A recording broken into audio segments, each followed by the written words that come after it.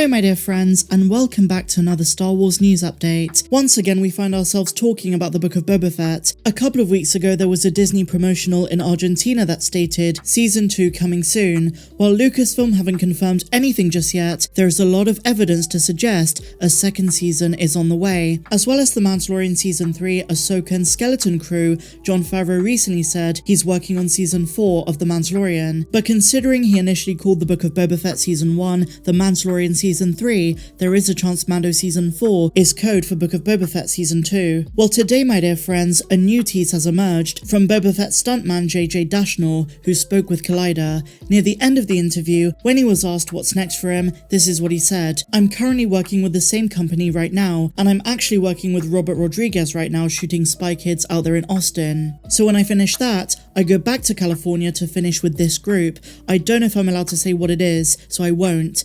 Now, his secrecy and production timing suggests that whatever this project is, it's definitely for Lucasfilm. Could this be for the Ahsoka show as Captain Rex, or maybe a Boba appearance in Ahsoka or another upcoming show? But there is always the possibility it is for the Book of Boba Fett Season 2, but it's far too early to tell. We know there's a good chance Temuera Morrison is going to appear in multiple series, and I hope that's what the stunt double is teasing here. So just a quick update there. And now guys, we're going to move on to Star Wars Andor. Bespin Bulletin have revealed the name of Adria Arjona's character. She's been a mystery for a long time. We saw her in the teaser trailer and in the main trailer, and she's poised to be a main character. So this is what they said. "After speaking to multiple sources, I can reveal the name of Arjona's character is Bix, B-I-X. They're unsure of the pronunciation, but they believe it's pronounced like kicks, but with a B, so Bix. Bespin say they're not sure of her last name, but the one name they've heard being thrown around is Colleen. They don't know much else about the character, but they do say that she's a friend to Cassian and not his sister, but they also mention that she's a smuggler. They write,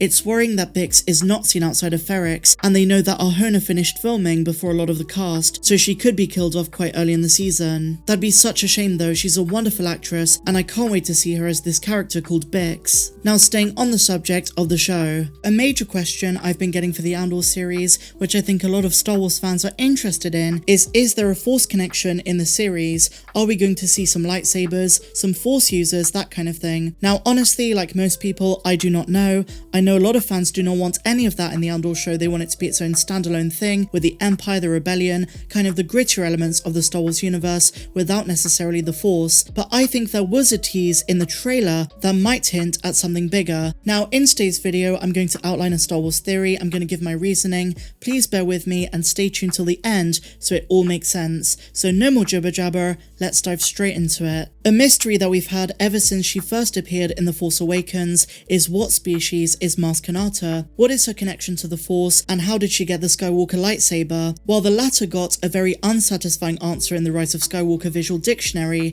the other questions have never been answered to this day. But the Andor trailer may have just given us a hint that some of our curiosities regarding Lupita Nyong'o's character might be scratched when the show drops, and that's because at the end of the trailer we see a male alien injecting a human. This man looks to be a variant of Maz Kanata's species, but he has 4 arms and a slightly taller body. The skin colour is the same, the metallic cybernetics over the ears are similar, as well as his goggles. Some say this guy looks like Ochi of Bestoon, but personally I think he's got more similarities with Maz Kanata and her species. Now, I want to put forward my theory as to why I think the two characters are related, and why I think we might see Maz in Andor. I want you guys to think back to this time last year when rumours popped up about Maz Kanata and her castle on Takodana appearing in the Book of Boba Fett. At the time, Jason at Making Star Wars said he doubted the rumour and that he'd heard that Maz is going to appear in an upcoming show, but he heard it wasn't for the Book of Boba Fett, but rather Star Wars Andor. Now since she didn't appear in Boba, and given the appearance of this alien, there is a strong chance that rumour could come to fruition. Now at this point in the timeline, 5 years before the events of Rogue One and A New Hope, Maz would be a good couple of decades younger than when we see her in the sequels, but it's not going to make much of a difference because her species does live to be over 1,000 years old. So if and when she does appear, she's probably going to look the same as she does later on. Now for all we know, this man and the Cal Kestis looking fellow that he's healing are on Takodana. He could be the connecting point, and given how little is known about Maz's species, all sorts of variations might exist. We've only seen one member of it,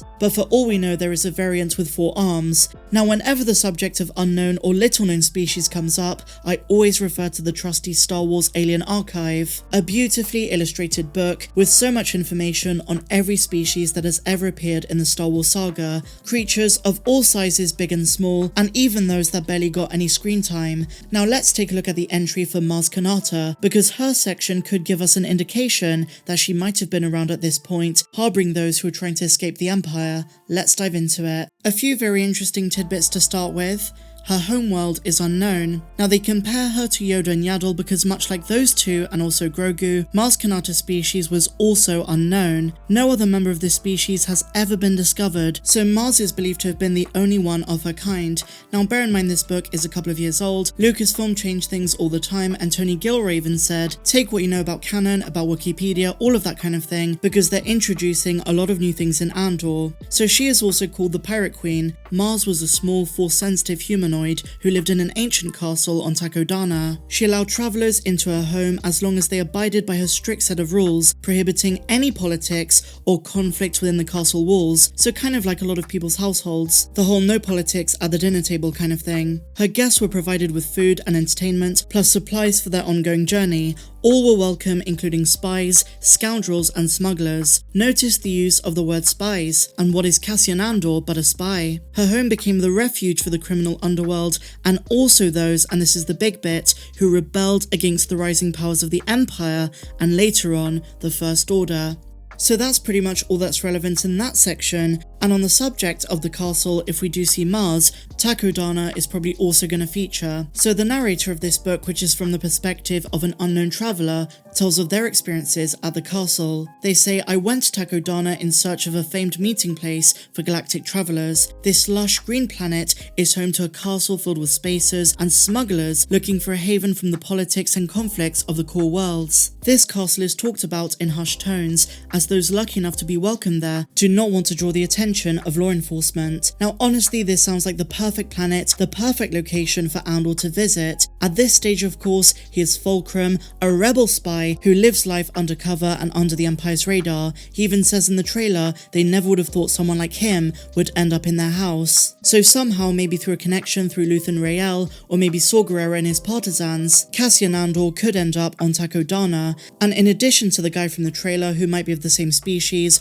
or a variant of Maz's species, we might see Maz herself. That'd be an awesome connecting point and could finally put to bed the rumours of Maz Kanata appearing in an upcoming Star Wars show. And it wasn't just one or two rumours, there was a lot of evidence suggesting Lucasfilm were trying to do more with her. And while there were rumours for the Mandalorian Season 3, I think I'm going to stick with making Star Wars. They've heard, if anything, she's going to be in the Andor series, and given their track record, it'd be wise to listen to them. They got all of the leaks right for the Kenobi show, and also leaks dating all the way back to Rogue One and way earlier as well. I guess we're just gonna have to wait and see. As I say guys, this is just a Star Wars theory. So share your thoughts in the comments down below. Do you think Takodana could be a good candidate of a planet to appear in this show? And do you think if so, we could see Maz? Is the guy at the end related to her? Could they be of the same species? I want to hear what you think. If you enjoyed this video, my dear friends, as always, please be sure to give me a big fat thumbs up. Subscribe to the channel if you're new, and I'll see you in the next one. May the Force be with you always.